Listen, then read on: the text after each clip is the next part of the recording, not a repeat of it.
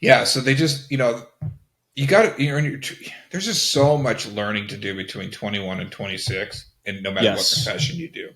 Right. And I 100%. think, I think just because the window is so closed for athletes that there's more of an urgency put on it, but still it doesn't make them any different. They're still growing up. Like these kids that Yeah, go out of college, or out of high school, they're man children, but they're still children, yeah, you yeah. know? A Like 1,000%. 17 years old and you're in the NBA with grown men, with families and stuff, and Yeah, you're a multimillionaire. making $8 million a year. Yeah, I mean Right. that's you the NBA can only do so much, right? Like you have to be able to do some things for yourself too, like have that like Sure. grind set in the NBA of being like, hey, I'm going to go ahead and like mature my like figure out ways to be mature. You see some of these young guys who come in at like 18 years old and you think that they've been around, you think that how they speak and how they present themselves are 45 or 50 years old. They really know how to Yeah. carry themselves. And some guys, you can see it right away, the immaturity and just how they talk and how they handle themselves. And yeah, you can really get like, you have to take that time to develop and train, not just like from the athlete perspective, like we were talking about your game, but also just like the other aspects of your life, which will Yeah. then in turn round out everything else. If you're Right. chaotic in every aspect of your life as an NBA player, you're probably gonna be pretty chaotic in your life as an NBA player. So, and your life on the floor as an NBA player. Right. So it just all ties in together. Yeah. And they say that, like, man, it's funny because I look back at my own life and it's like, I was talking to my wife the other day about it, and I was like doing the chronological thing, and it was like 26 is kind of like where things I like finally figured like, okay, I got to grow up, like 26, 27. I mean, it took me 3 years but then you go and you look at the research, and it's like your brain doesn't fully form. Boys' brains don't fully form until they're 26.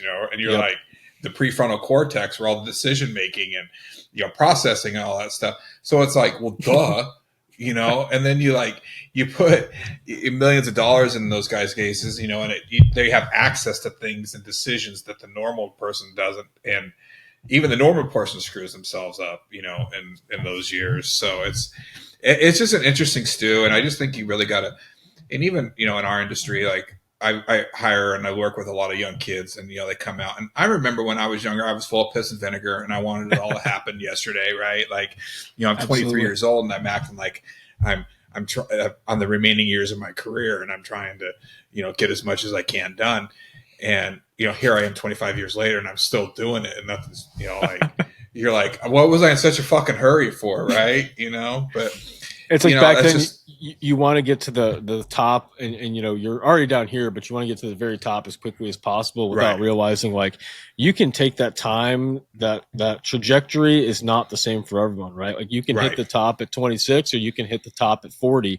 You're still right. going to get to the top. And honestly, like there's a musician I love, and he's always just talking about the journey is everything, and I really 100%. do believe in that, because if you don't go through the shit to get through to the gold, how do you really know how to appreciate that gold? So 100%. And that, I'm grateful that I had success in my early yeah, 40s as opposed to my 20s, because I wouldn't have been able to appreciate it as much, and the journey to get there and the ups and downs. And if there's any advice I can give them, I get asked this quite a bit, like, what would you tell your 17-year-old self, or what would you tell your 18-year-old self? And it's like, God, that's such a loaded question, but really it's just enjoy the journey, and yeah, not be too focused on the urgency of things. I was too caught up in, I mean, it helped, and propel myself, because I was a CEO at 26, but at the same time, it was like, you know, there's added pressure you're putting on yourself in those years that you don't need to do it. If you just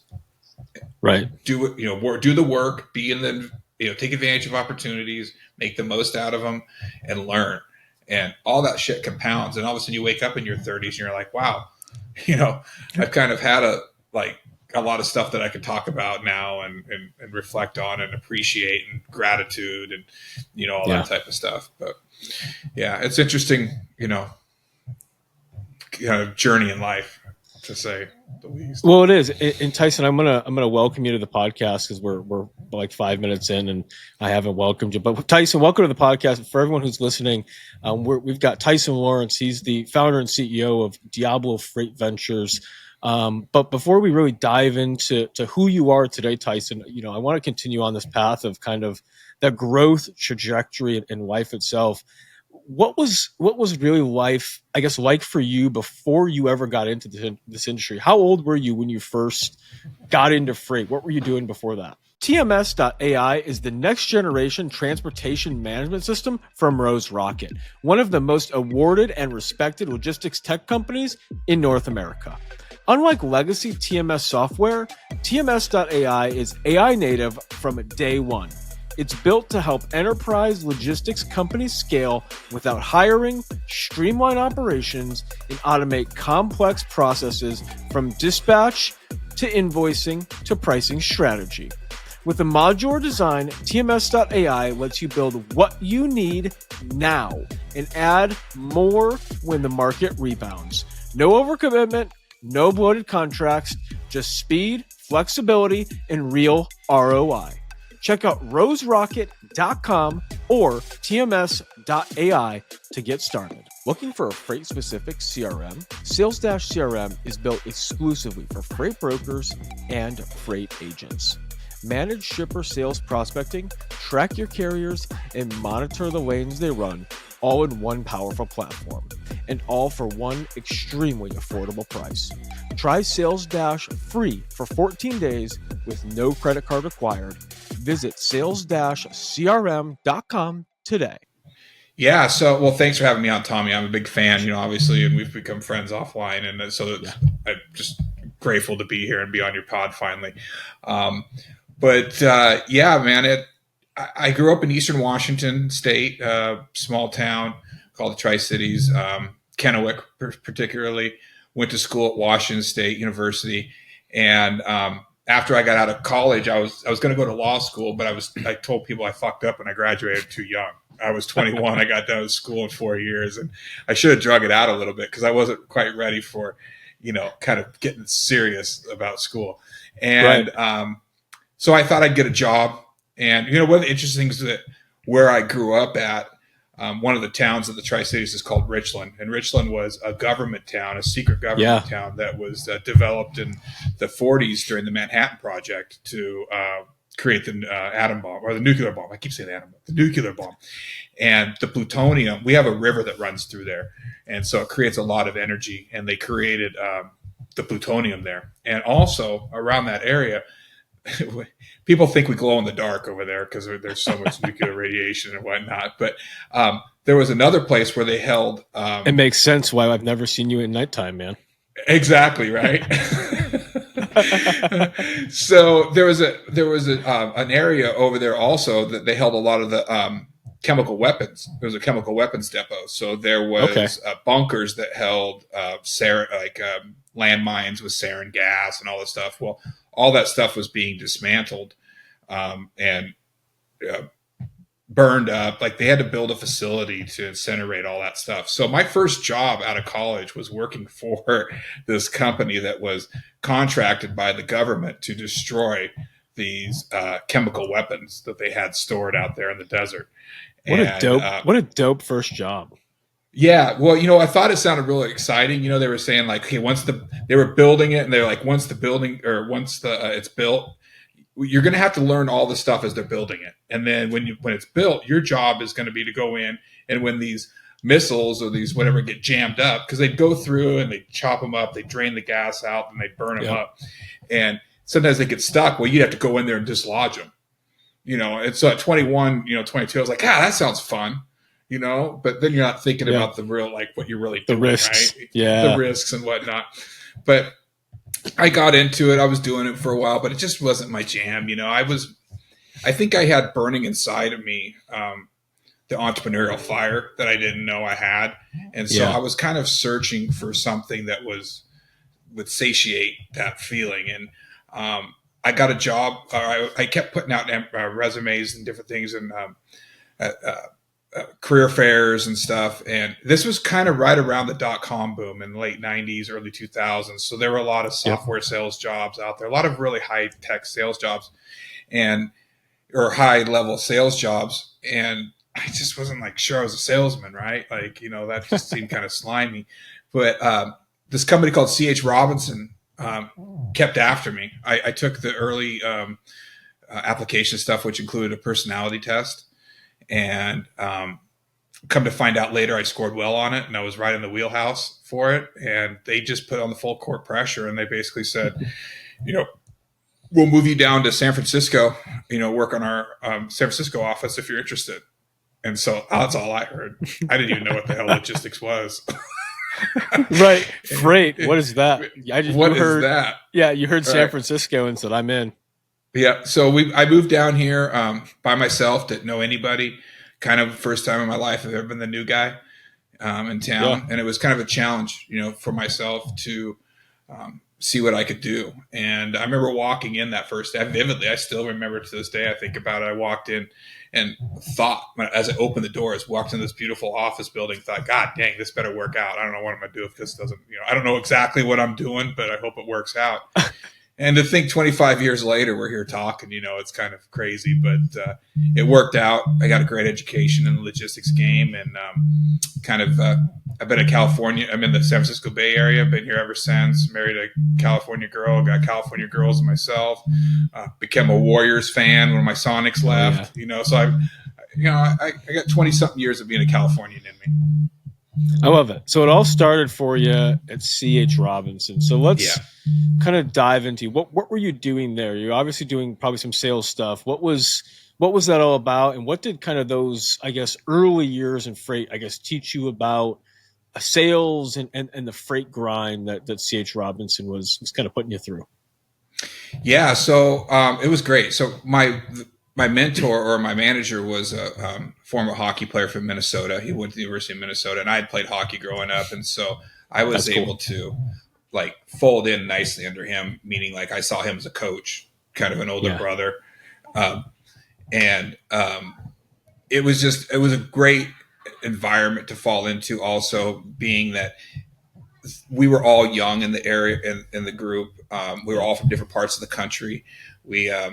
But we all had the same personality, right? So we had taken that test, and I didn't, again, dawn on me I had become such good friends with everybody until later on. And why we got along so well was because we were all so similar. But It was just really a good education on the business, and I got exposed to a lot of different aspects. So I was particularly working in dry freight, and I got put in charge of a large Unilever or a large enterprise account, which was Unilever Best Foods, pasta sauce, all kinds of CPG stuff, and I got to see it at a high level. Great way to sink your teeth into the industry. 100%, right? Yeah. And while I was doing that, there was other things happening around me. There was guys doing produce over there. There was guys doing LTL over there. And, so I was able to get up and go over and kind of hear what was happening over there, talk to them. We'd go out and have drinks afterwards. And I was talking shop, just asking questions. So it gave me a broader vision of the industry, that it wasn't just what I was working on per se, but, I was doing dry freight brokerage, booking trucks, working with my customer, Unilever Best Foods. I got an opportunity to go out to Lisle, Illinois, to their headquarters, and, 22, 23, I was in a boardroom with a Fortune 500 company, kind of being put on the spot, and being empowered to speak up and talk about what I was doing daily. So it kind of gave me a little bit of confidence. It was just a really great proving ground, training ground for the industry. And at the time, C.H. Robinson, they've always been huge, but they were the only one. There wasn't a lot of people out there. I mean, there was smaller places, but they were the bully on the block, and had the best technology. Still, we were coached early on to call ourselves brokers. So there was already that hatred of brokers in the game, but logistics account executives. Exactly. Right. 3PL, third party logistics representative. And so anyway, it was just a great start to the business. And I really enjoyed all the things that I wanted to go to law school for. were, in this job, negotiating, deal making, problem Yep. solving, relationship building, you know, just working with other people, not they say like a thing, per se. So, yeah, man, it was a great entry into the business. And I feel like I went to Harvard for law school, and trust me, I'm not a smart guy. So to be able to say something like that, I've got kind of lucky. Now, after your time at CH Robinson, I mean, I know exactly kind of that feeling you have of like feeling like it was really that MBA of like going through all of this, all of that shit. Like I feel the same way. Like when I was I started at TQL, I think I've told you this story too. Yeah. I've been it was at TQL for multiple years. Had a really good broker who I trained under, and we're in the ropes in the industry. And I felt the same way. Like the training that I had, and the way that I was brought up in the industry, I really felt like when I left, and I knew overall I wanted to stay in the industry. I just had to wait out my non-compete. Right. I tried some other things, but like I knew deep down, this is what I loved. And this was really like such a fun industry because there's, like you were talking about, there's so many different aspects and so many different things you can sink your teeth into, from produce to LTL to reefer LTL to dry to Yeah. OD and stuff. I mean, there's so many different areas, and that's just a very small sample of them. So after CH Robinson, like what was kind of that next move? Like how long were you at CH Robinson, and what did you do after that? So I was there for about 2.5 years. And then, Okay. again, like we were talking, I was getting anxious. I was kind of like, I wanted the next thing. I wanted to move up. I started looking around. I kind of was already getting instincts that I wasn't a corporate guy. Like I was getting those feelings like, It's tough. I don't, yeah, I'm not really interested in climbing the corporate ladder, especially at CH. Like they ship you off to like a branch manager somewhere like Winnemucca, Nevada, right? And then you got to move there. And then if you really want to grow, you got to go back to Minneapolis and work at Eden Prairie. And I just, I didn't see that pathway for me, right? And I'm a West Coast guy. I love the West Coast. I didn't really want to venture far from here. This is all my friends and family are. So I kind of started looking elsewhere. Like, what are some other opportunities in the industry that I could get after? And we didn't have the knowledge that in the YouTube and different avenues that you could find to go. Yep. So I was really like stuck. It was either go to another brokerage or do something. Well, a buddy of mine who I worked with, his dad owned a drayage company down in Long Beach, down in LA, and they were wanting to open one in Oakland. And so Mike Marchica, shout out to Mike. He's over, he's still in the industry. Hopefully he'll watch this, but he convinced his dad to like hire me. He said, "Hey, you want to come do this and do our Oakland thing?" So I was like, "Fuck yeah, let's go." They took a small town white boy and put him in East Oakland and let him work it out. And I had a lot of fun. It was scary at times. It was wild. It pushed my my boundaries in a lot of ways, but I learned a lot about drayage. And the reason why I took that opportunity was because I wanted to learn something else about the business. I wanted to be on the other side of the phone. I wanted to hear what it was like to be a carrier. I'm a big empathy guy. I always have been. And I feel like, you can't truly know what someone else is thinking unless you've walked in their shoes before. And I felt like that was a really big opportunity for me to see what it was like to be on the asset side and have, assets and coordinating them and dispatching them. And basically I was a glorified dispatcher. But, I learned all about, containers coming in and out of the port, putting them on the rail, returning them, per diems, just all the stuff that comes around drayage, and, working with truck drivers, right? And kind of them as people. And so that was the next thing I did. And that was a great, like, kind of way to take the next step of, leaving CH. It was small. So I went from a big to a small environment. Right. Which was weird. Well, and that's what I was going to ask you next is like, what size were they? How many assets did they have? And what was that like transition, like going from that like big corporate giant of CH to a smaller asset company? Oh, it was like a startup, man. I mean, it was like I vacuumed up a pound of dirt off my first office. It was in the basement of a warehouse. And like my internet was slow. I didn't have a lot of the tools that I used to have, previously. I had a little at the time, French or English bulldog. That was my buddy. Like he was my me and my wife's like first child. He went to work with me every day, and like he'd go I down love that. the ports with me and stuff. And because I was just working by myself, and I'd let him go up into the warehouse and mess with the warehouse guys and whatnot, and they loved him. But it was just kind of learning to do more with less. Which was the completely opposite of the end of the spectrum. And it was very eye-opening for me to see how a small company worked and how they operated in a large industry like that. So at this point, you're about like 4.5 years into the industry. At this point, like, are there any specific moments that still stand out to you that you're like, damn, like this was one of those moments that I was like, yeah, this is an industry that I may never get out of? That kind of came on the next. I moved from there over to. I kind of burned out. I was working long hours, and I just kind of wasn't seeing, the path forward. I felt like my time was up, but I wanted to do something else, and the industry to keep kind of pushing that diversification of knowledge. Absolutely. And I got an opportunity. A couple guys that were at CH had left to do a restructuring down in a produce company in Monterey, and they were hamstrung by the non-compete from CH.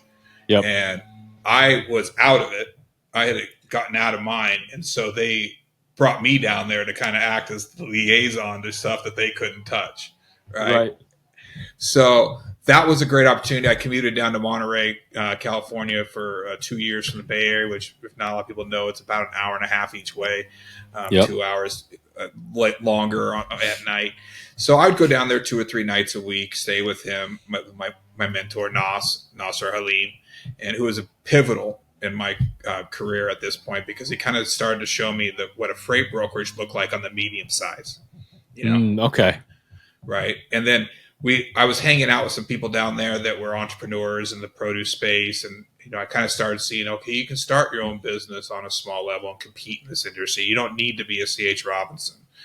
And so that is really where it was pivotal to thinking like, okay, I could probably do my own thing one day, but it just still seemed really insurmountable. It just seemed really large. And so I thought, I'm going to go back to law school at this point.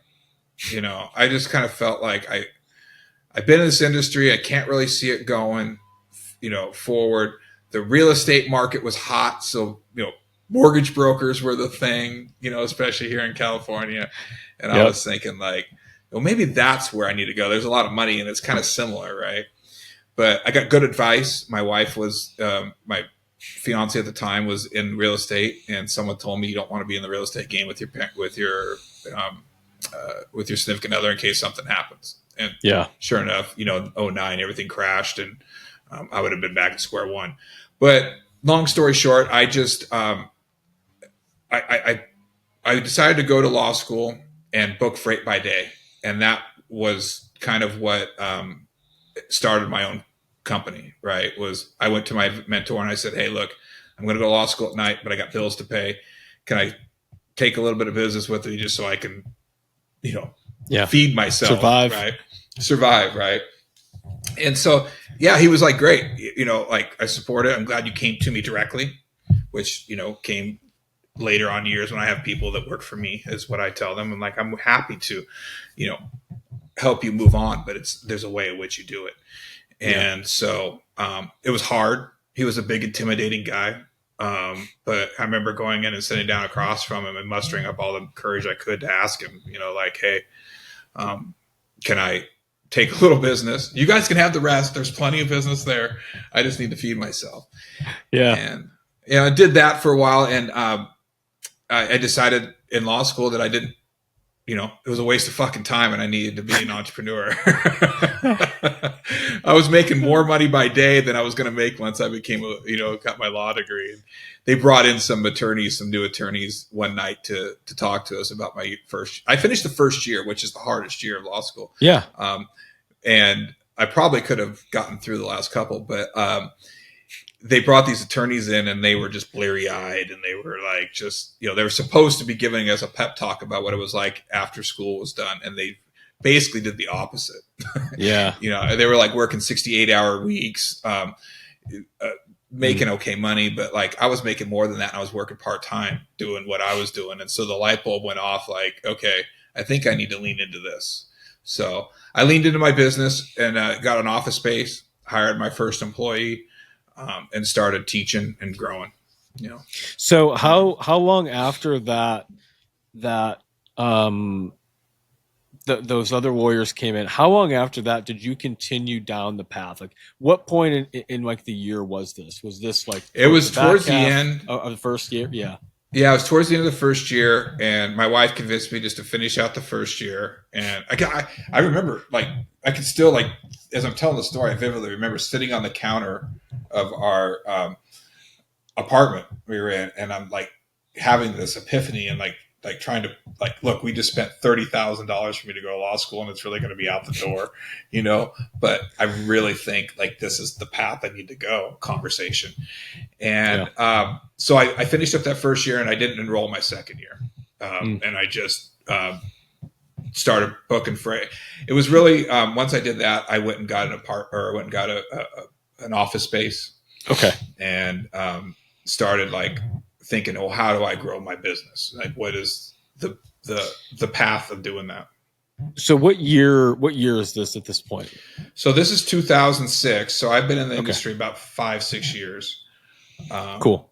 So 6 years in, you decided to go full in. You knew kind of originally when you were back in your first job, dismantling weapons for the military, that you wanted to be an entrepreneur. And 6 years, 7 years later, you know, you were kind of starting your own business, right? You had already, you know, kind of led a company and stuff like that. But again, this was the first real thing that was going to be yours. You knew how to broker freight, you knew how to do this, but you were going out for the first time completely on your own. So what was that experience like? I mean, obviously you kind of decided, I can make more money doing this. And you decide, okay, I'm going to open an office, a physical office. I'm going to hire a couple people. What is kind of those next steps? And I guess what was kind of what happened next? Yeah, it was like drinking out of a fire hose. I mean, it really was, to be honest with you. You know, there wasn't a lot so Google was around. YouTube was kind of coming. It just wasn't what it was before. There wasn't a lot of information out there. Like our industry or how to do it or whatever. So I was really flying by the seat of my pants. And I realized early on that when you start your own business, it's not just about the stuff that you do to make money, like, you know, brokering freight. There's all the ancillary stuff, you know, running billing, capitalizing the company, you know, just strategy moving forward, you know, balance. There's just a whole lot of stuff that comes around with just moving the freight. And so that, you know, I was trying to do it all. And so when I brought the first person on, that was my first goal, was to be able to start kind of, you know, taking some hats off, but also working on my business instead of in my business. And making that step away from being a solopreneur into a true entrepreneur. And that's a hard step. And I think a lot of people, you know, can relate to that, you know, that are starting their freight brokerages and their one-man shops. You know, it's like, how do I grow this beyond just myself and have it to be like a real business and not something that like it's a job that I work for myself in? No, for sure. I think that there's a lot of small brokerages who decide, or even like small family brokerages who decide, hey, my wife and I are going to start a brokerage. I know freight, she doesn't. I'm going to train her and do all this. And then they can't ever get past that point. And it's just, I think a lot of it almost comes down to, Tyson, it is a little bit of betting on yourself, but also having those SOPs in plan, having that go-to-market plan, having the research done, having your ICPs developed, having all of those things that, you know, they sound fucking boring as hell to do, but honestly, if you want to build a business, it's exciting as hell to do, right? Like, I mean, if you're going out there and trying to say, who's my total addressable market, and how can I find those people, and how can I say that me, Tommy, I'm the best, you know, I can do this, and this is my niche market. And even, you know, to that point, finding your niche, right? I mean, you can't just always go into saying, yeah, we can handle everything for everyone for at any time, in any mode. It just, you don't really stand out at that point. Right. You got to build up to that, right? Yeah. And you got to find a way to become an expert in a certain area, right? Yeah. And another big thing too that's really pivotal is when you are in the business and you're in the day-to-day fight, you're in the weeds, especially being a broker. It's Yeah. hard to make those decisions about how you're going to move forward because you're just trying to survive until the end of the day, or sometimes the next day. Get all your freight booked at a Yep. profit for the day, and then you're like, next day, let's do it again, right? So I had to take myself out of that, right, and I had to start visualizing what type of company I wanted to be, and it's really hard when you're inside that fight, right? And so hiring somebody is so important to take some of that stuff off of your plate so you can start visualizing your business from a higher perspective and not just what you're dealing with on a day-to-day basis. You can't make decisions about the long-term health of your company when you're worried about making money for that day, right? Yeah. Like, it's just hard to kind of like see it that far. So that was one of the big things that really helped me, was just getting somebody in there. And then also, if you really want to build a company, you got to learn how to be a leader. You got to learn how to have people work for you. You got to learn how to delegate. You got to learn how to let things go. You got to learn how to keep your hands off, trust people to do things. And I see a lot of people struggling with that now. They come to me and they're like, Tyson, I want to work on my business and not in my business. And I'm like, okay, great. Let's start talking about it. What does this look like? And they want to control every aspect of everything. And I'm like, you just can't. Like, that's part of working on your business and not in your business, is you can't control everything. And you got to have some trust. You got to bring some people in. You got to trust them. And it doesn't always work the first time, right? Like, there's a lot of people that come in and get started and they hire their first person and it's a complete fucking bust. And then they just never do it again, right? And they're always going to be stuck in that role. And it's hard to build a business beyond that and survive emotionally, mentally. I think mental health's a big thing for me. And I see it I went through it personally. The more I pressed, the more stressed I got. So it was kind of like, you got to just let yourself back up a little bit and start using your knowledge of how the business works to teach others how to do it. And then that kind of creates a leadership kind of mold, right? Because not everybody's born a leader. Not everybody's had the opportunity to become a leader, and so you just got to be very aware of, like, that's your role now. Like, that's your position. You're not just a freight broker anymore. What steps did you, I guess, take to maybe upskill yourself to become a better leader, right? I mean, at 20 something years old, in your late 20s, mid 20s, it's really tough to jump into becoming a leader for the first time and decide, hey, I'm going to hire someone. And I'm sure it wasn't easy, right? I'm sure from the very beginning, it wasn't always sunshine or rainbows, and Tyson was what the leader he is today, right? I mean, it takes time to kind of grow that. What were some of maybe those steps that you took that maybe some people who are listening to this and they want to take those steps to become a better leader? What would you say to them that maybe, how they can maybe take a few of those steps to do that? Yeah, absolutely. Invest in yourself and trying to, put yourself in positions to ask questions elsewhere. So one of the things I did that was instrumental in a lot of ways I come from an athletic background. So obviously everything that I absorb teaching, coaching, like, so I put myself in positions to learn from coaches or mentors. It's kind of natural for me. And so I leaned into that big time, especially, as I kind of got older. I was really always wanting to learn from above. And I'm in the most fertile land of entrepreneurship in the country. Yep. You know what I mean? Like, so I would be remiss if I didn't take advantage of that. And so, but this is something that someone can do in a lot of different areas because they have these groups elsewhere. But I became a part of a group called the Alliance of CEOs. And it was a group of CEOs in the area that would get together once a month, and we'd all talk about what's going on in our businesses, and they were all in different businesses, right? Like, we weren't all in logistics. Like, I was the only person in logistics in my group. And so I had to kind of explain what I did, to a lot of these people. And, but the great part was I was one of the youngest guys in there. Right. And so there was kind of a fraternal thing or paternal thing where people kind of picked me up under their wings. And I got some of my best mentors out of that group. One who factored largely in my career later on, because they had so much knowledge. They were running different businesses, tech companies, medical device companies, like all kinds of different companies. But we all have this certain type of problems or things you need to solve as a business owner or a business leader. And part of that is leadership and learning how to lead. And, not everybody's a born leader. I think, there's kind of like, you may be born, I think it's a scale, like you're born as like a 4, right? Just because of maybe your environment, you were born to a football coach or something, or you're a 6 or a 7 or whatever. And then you build off of that. So it's a muscle you can develop. It's not like everybody can do it. It's just a matter of if you want to.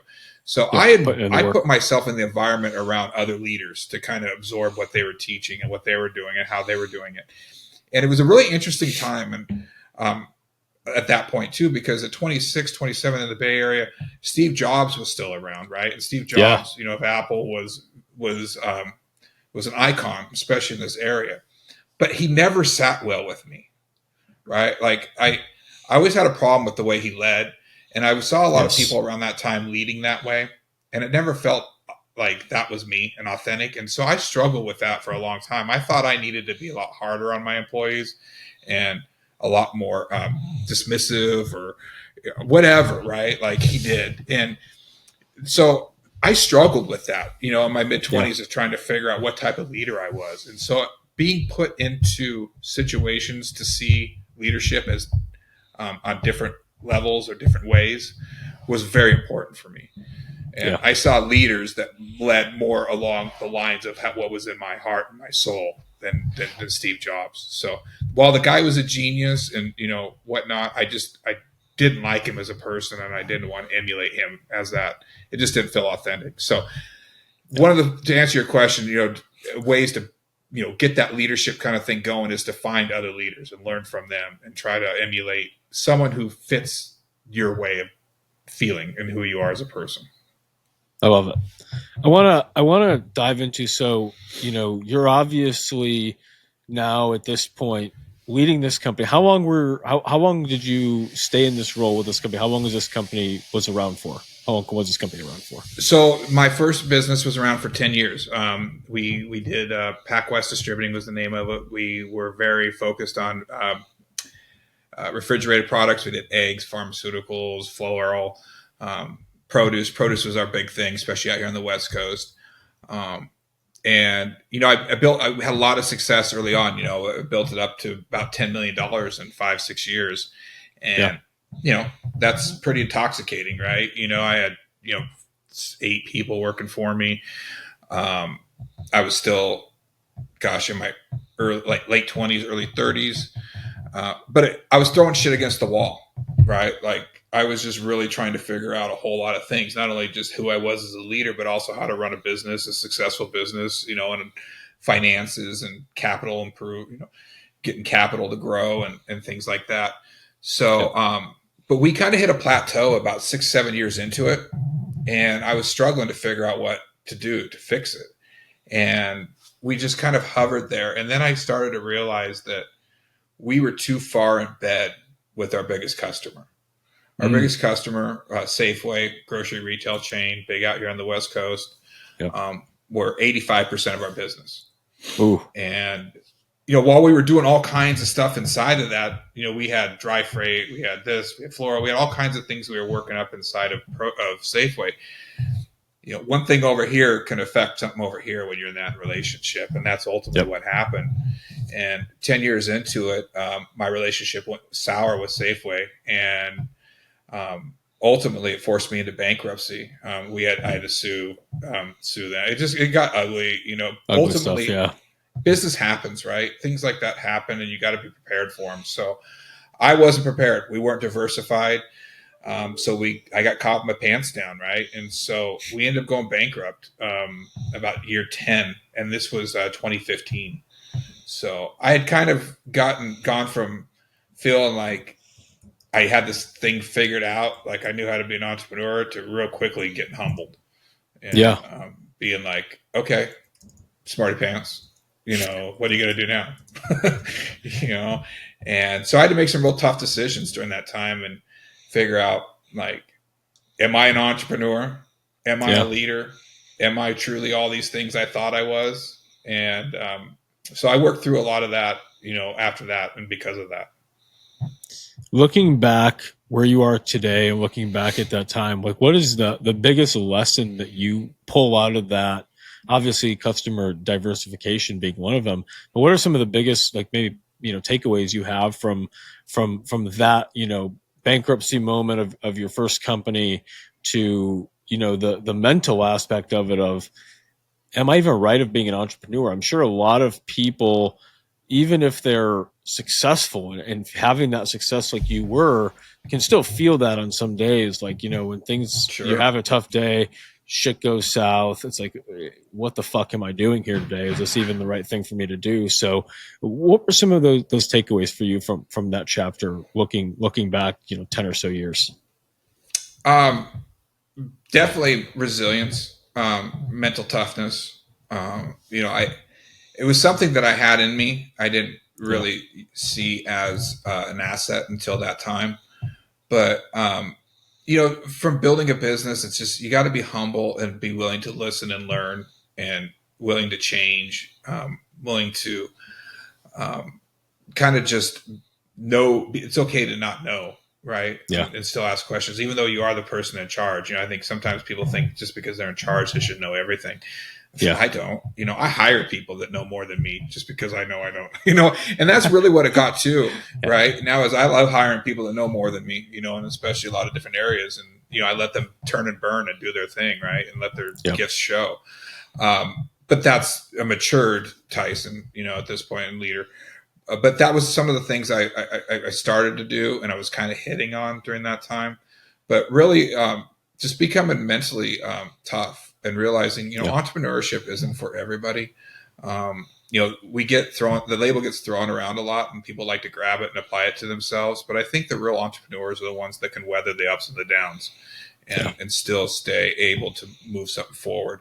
And so,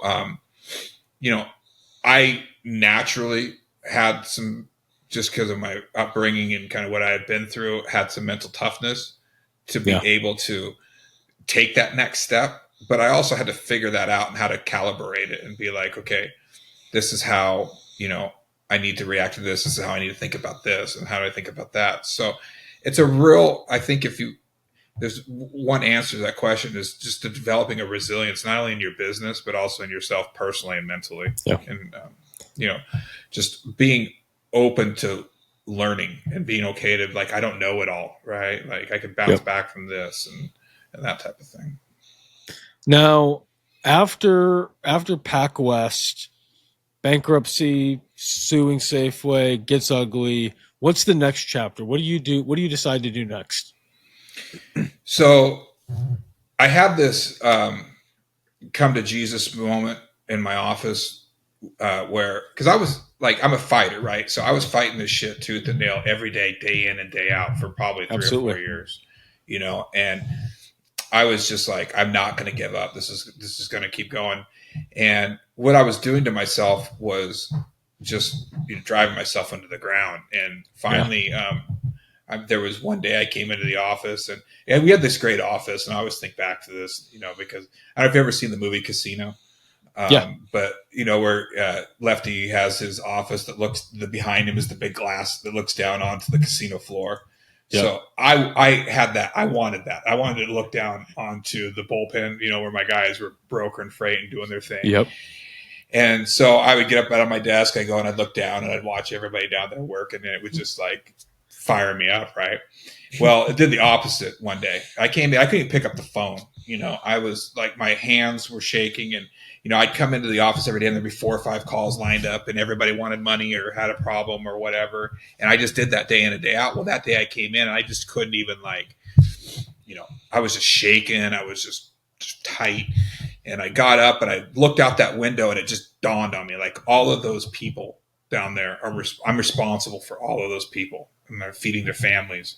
And I had to do something, whether it was letting them go to their next thing, or, whatever. I had to do something. And so I had, an anxiety attack. I didn't know what it was at the time. I thought I was having a heart attack. I was laying on the floor in my office, looking up at the ceiling going, what the fuck, like, how did I get here? What do I do? Yeah. Like, what's the next step? And ultimately what I decided was I needed to bring everybody that was important to me in that, in my business, my mentors, there was a big investor, there was my accountant, my lawyer. I brought them all. We had a kumbaya in my office at the conference table. And I just said, look, I can't move forward. Like, this is what we're in. I can't see the path forward. Can you guys help me see this? Yeah. And ultimately, we had 3 decisions to make. One was just shut the company down. One was put more money into it and try to grow it, or like get us past where we were at. Because we had about a $500,000 deficit that we were dealing with, and by way of our fallout with Safeway. And or do we just scrap it? I'll take the best stuff that I can and try to redo it again. And ultimately we came to that third conclusion, was just to shut it down. I took my top 3 guys and I said, I think we can do it better again. Will you guys go with me and do this again? I had this conversation with my wife before. We had about $15,000 and she was wanting me to get a job, go back corporate, which was soul sucking right after 10 years, like looking at going to work for another big corporation, knowing I'm not a corporate guy, and doing all that stuff. That was hard. And I just went to her and I said, look, I think I got this right. Like, I think I know what I want to do the second time, but this is what we got to do. And I took my top 3 guys and I said, we're moving over to the office across the street and we're starting a new company, and nothing's going to change in the way of, I'm going to pay you guys the same. You're going to bonus the same. And we actually had a little bit of business that we could take with us that wasn't affiliated with the previous company. It was I had started an agency at Global Trans to utilize their LTL platform.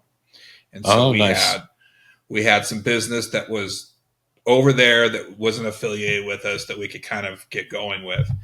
And it just turned into week by week, month to month. Literally is what it was just trying to keep it alive, and personally was the last to get paid. But I had a plan, and the plan was we were going to work with smaller to medium-sized customers. We were going to be more of a consultant or a coaching role.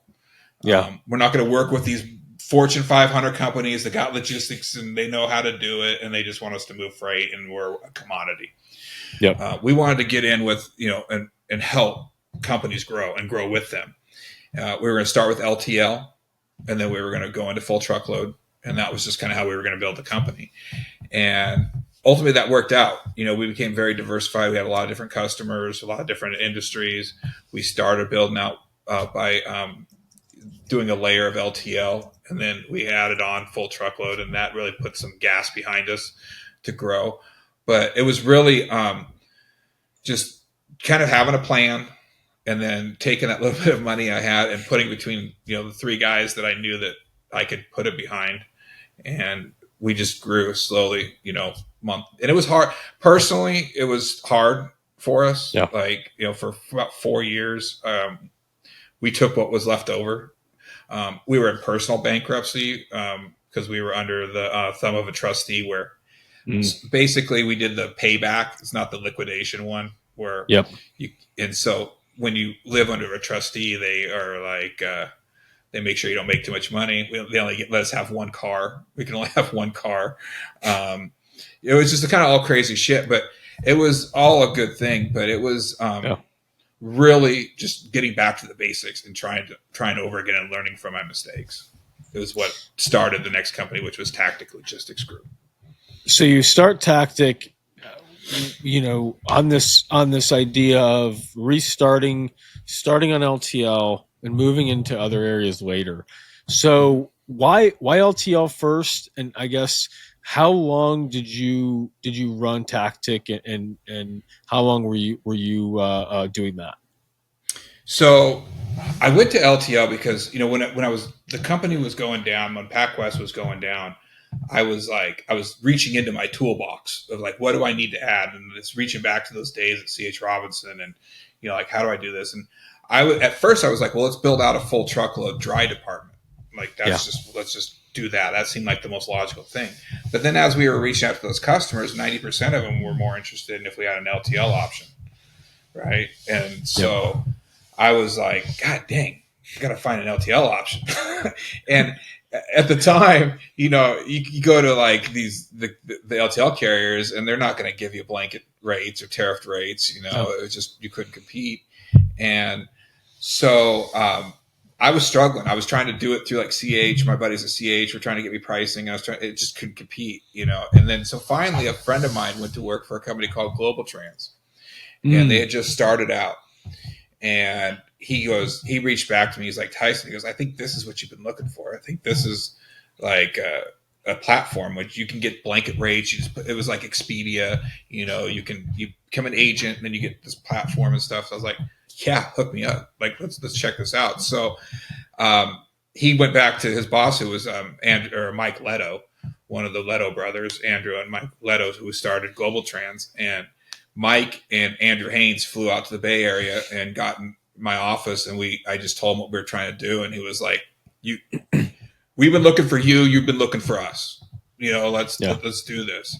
So I set up an agency with him, and we started to do a little bit of LTL, and it just wasn't in time. So it couldn't save PacWest, but I broke that off, and that's what I started Tactic with, was as an agent at Global Trans, focusing on LTL and building relationships at that level. Because a lot of the small to medium-sized companies aren't shipping full truckload yet. No, they don't have that volume.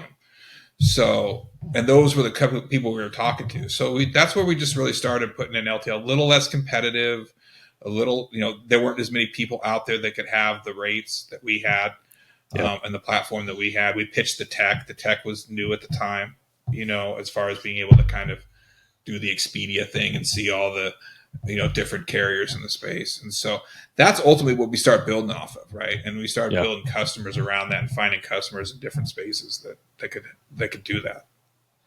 How long were you doing Tactic for ultimately? So we grew that for 6 years. We went from 0 to 25 million in 6 years.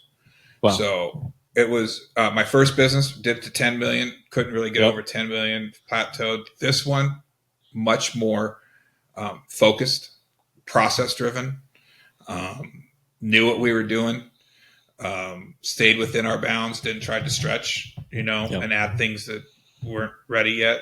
And we just boom, just every day, just methodically would add people and lose people, add people, lose people. You know what I mean? Like, because at this point too, I learned how to trim a tree, meaning like not all business is good business. Absolutely. And so I had the balls, which I look back on it now, and it was hard in the beginning because we wanted everything. Yeah. But we started limiting who we were working with, and just ultimately just people we like to work with. Yeah. I mean, it was that simple. Like, are you difficult to handle or are you not? And we just went towards the people who weren't, and it ultimately grew us really fast. And awesome. We were able to find like-minded things. So I'm really a proponent of that. It's interesting how that works. It's just when you shift your energy, that stuff seems to follow. Now grew that for about 6 years. And then in 2021, we were approached by Global Trans, and they asked if we were one of their top, I think we were like 8 or 7 or 8 agent, in their network at the time. Yeah. And, I was tired. We had finally started making a little bit of money. I was feeling good. Like 2020 was very good for us. We capitalized on 2020 like a lot of people did. And so they came to me and asked if I'd be willing to sell to them so they could start a San Francisco office. I was like, you said, hell yeah. Yeah, it's time to get off the ride. So that's ultimately what I did. I sold it in 2021 to them. Well, I mean, essentially, between the two companies, like 16 years of building 2 brokerages. And I mean, that's a lot of time, emotion, devotion. And, at that point, I'm sure you were just fucking exhausted, and you got to the point where, like you said, you were probably finally getting you were probably through your personal bankruptcies and finally getting, through that, and life is finally starting to feel better, and then you're getting approached, hey, hey, do you want to be, you want to sell? And you're probably like, absolutely, that sounds great right now. Yeah, no, it was really like that, and I mean, it was, the timing was crazy because I built the whole company under personal bankruptcy, and so I was forced to use cash, right? Wild. And for a kid that grew up in the '90s, that came of age in the '90s, where you fogged a mirror, you got a T-shirt and a credit card with a $15,000 limit on it.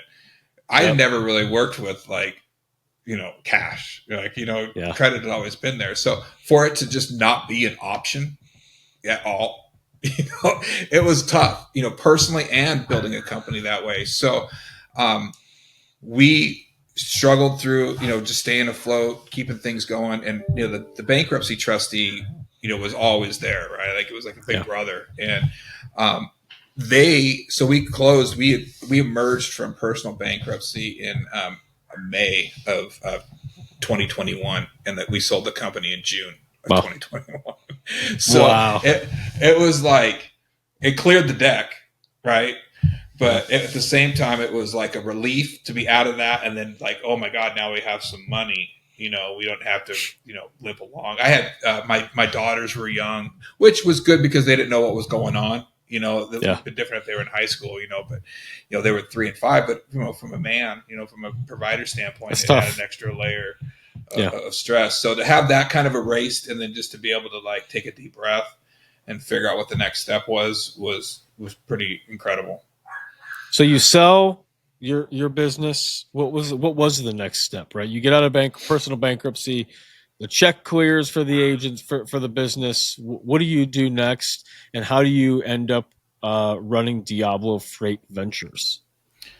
So we when I sold it, they basically put me on staff. I was in agent development. Ultimately, I was just a reliever. I'd sit around and wait for a phone call, and they'd call me out, and I would jump on a call and talk to an agent and try to help them through the stuff. And, it was perfect for what I needed at the time.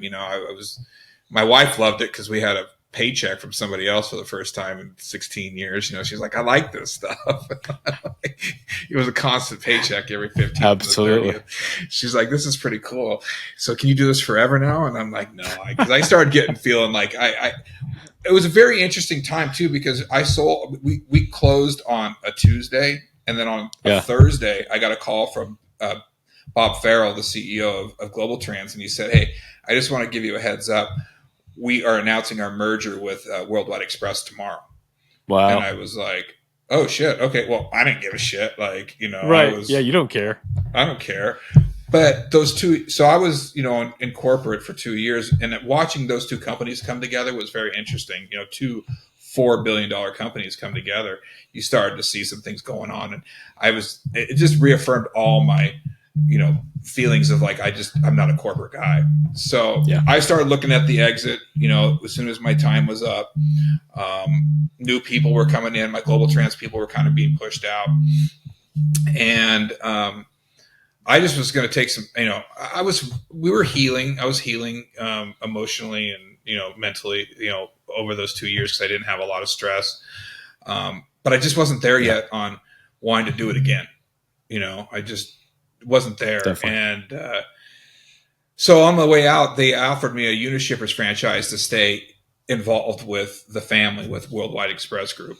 And I thought, all right, it was intriguing because if you know anything about the Unishippers platform, is they have a small pack option. Like they have a relationship with UPS, which allows them to resell UPS and operate in the small pack space. And it went to my theory of, trying to build out layers to your business, starting with the least, I guess the least toughest to get into somebody's face. Like I feel like as a full truckload freight broker, it is incredibly difficult to get someone to listen to you in these days and age. There's just so many of them out there. It's hard to differentiate yourself. It's just a tough door to go in through. And we had kind of, established that we could do it another way with LTL, which helped. It kind of proved our point there. So I was like, what if we did it with small pack? Like if we could get into small pack, there's less people that are offering that, less competition, then we could build up LTL and do it again. So they dangled it in front of me. I took it and started again. And so I have a Unishippers. I started Diablo Freight Ventures. And during that time too, I was getting a lot of people reaching out to me, wanting me to, get my opinion on this or coach about this. And I really liked doing that. I started realizing that a lot of what I had been through, there was a lot of lessons in there that others could benefit from. And so I had to get my mind around that. Like I had to be like, okay, a lot of the stuff you think is just useless knowledge and trauma that you've been through is actually useful to other people, either to help them through what they're going through or avoid what you went through. And so I created Diablo Freight Ventures to basically house all the assets and investments that I've gotten into just to stay involved in the game, through small logistics investments, angel investing. And then a coaching aspect. We do coaching and consulting. I consult on other, things, whether it's investments or mergers and acquisitions or just help in building a freight brokerage or an agent program. And then we also own the Unishippers franchise. And the Unishippers franchise is kind of a laboratory for me in that I didn't want to do it anymore, but I wanted to coach somebody to do it. Right. Yeah. And so what I learned is when I put everything in processes in my second company, we had success. So it's really about processes, right? Yeah, 100%. Refining those and putting those on paper, SOPs and, all this stuff that ICPs, just formalizing that stuff. So I wanted to do the same thing with my training. My training typically consisted of taking somebody who had some sales experience. Like I was always on the lookout for salespeople. Like you'd sell me a car. I would, and it was a good transaction. I'd be like, you ever interested in slanging freight? I mean, like literally that's like how I would find people. And we'd bring them in and they would sit next to people who had done it and kind of learn through osmosis. Right. Yep. I knew that wasn't the right way. So I wanted to create processes and training manuals and things like that around how we trained people.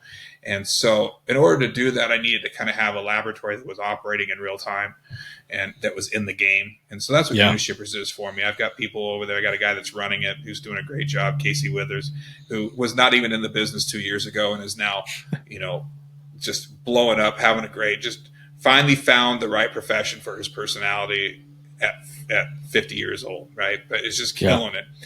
And then we're bringing in people underneath them. And as we're training them, I'm structuring that stuff and then using it to help other brokerages and, people that are wanting to get in the business to be like, hey, this is the formal process that we've learned through the years to do. Just take it and follow it. So that's kind of what Diablo Freight is in a nutshell. It's kind of a culmination of my career at this point. I got a toe still in the game. With the Unishippers thing, learning about NMFC changes and LTL changes, all the classification changes. And then being able to coach that right out the other side. And then just getting involved. There's just so many great companies and businesses that are popping up nowadays in our industry. And so being able to help, or get involved with some of those and help the founders is just where I'm at right now in my career. I'm in my coaching era. Let's put it that way. I love it, Tyson. Tyson, we're coming up on time here. I appreciate all the time you've given to myself, to the audience. Got two more quick ones for you. They're just, kind of offbeat, kind of quick ones. But if you weren't in freight right now, you can't be a lawyer. What would you be doing aside from freight or being a lawyer right now? Be a sports agent. I love it. What keeps you? That was one of the things I wanted to be. And then this is the thing I also found is that if you love something a lot, sometimes you don't want to see behind the scenes. Oh, yeah. Because it ruins it for you. And I love sports. I love, all that stuff. And I love business. And so I thought I wanted to marry the two. And I'm glad I didn't. Because, I think when you start seeing behind the scenes in a lot of stuff, it kind of changes the way you look at it. And I didn't want to change the way I looked at sports. I mean, I already know too much, but it's like, as you get older, but, to really, ruin something that's I love so much because you have decided to make it your or your livelihood can't happen. You always hear the ones that are like, follow your passion and then you'll whatever. Well, there's another side to that. So anyway, that's to answer your question. That's kind of how I feel. What keeps you grounded? What's like your top hobby or routine or things you love to do when you're not thinking about freight? Oh man. Right now it's being a girl dad, more than anything. I'm super inspired by my girls. They're 14 and 16, they're becoming athletes, and, watching them and their, kind of zeal for things that they get involved in. They got me into CrossFit now. I got to keep up with them, right? Like, it's crazy. Oh, yeah. Like, I remember when I found out I was having a second girl and I was official, I was going to be a girl dad. There was no boys entering the picture. Not that I know of, at least. Yeah. Anyway, I was like, holy shit. Like, how am I going to, raise these girls and teach them, do all this stuff. Right. And, slowly but surely, it happens and you start realizing what an important role the father is in a woman's life or a girl's life. Yeah. And so I've absorbed that. And my thoughts are, is if I just raise the bar, show them what a real man looks like, and and they bring, it's like looking at their mates, that they'll bring me home a really cool son-in-law one day, and then we'll have that relationship there. But yeah, right now they inspire me. They keep me grounded. I mean, they definitely keep me grounded. I don't get away with shit around here, especially in the gym. They're all over me, but I bet. It's fun. I've enjoyed being a girl dad and, watching them. And there's just so many opportunities for girls nowadays to compete and, have things, to look forward to after they get older in careers and stuff like that. So it's good stuff. I love it. Tyson, I really appreciate you coming on the show. If listeners want to chat, they want to learn more about you or what you're working on, where can they find you? Yeah, you can go to, website, diablofreight.com. There's a way to reach out and even schedule some time with me on there. Shoot me a message on LinkedIn. That's probably one of the better places to get a hold of me. Email tlawrence@diablofreight.com. Mess around on X a little bit, more so reading and watching, all the stuff go down. Yeah. But yeah, reach out to me. I love to hear from people. I love to talk to people. I love to help kind of coach and think. I love to collaborate, right? So you love to help them think freight. You think freight, exactly. I think that's why it's so apropos for what we're talking about, because it's a lot about thinking about what you're doing and not just reacting. A lot of people getting them. There's three things I build I'll leave you with this. So there's three things that I build every one of my companies around. We're very intentional. We know what we're doing. We're going a certain way. We're very strategic. So that makes us help be very intentional, making sure we're very strategic. But the third thing, we're very proactive. We get out there, and I think that's one of the things that most brokers don't do is they're reactive. So, we're very proactive, we're very strategic, and then we're very intentional about what we do. And if you kind of add those three things into your business and your mindset, you can be successful. I love it. Guys, don't forget, we do drop 3 weekly newsletters, thinkfreight.io, Monday, Wednesday, and Friday. Thank you so much for listening.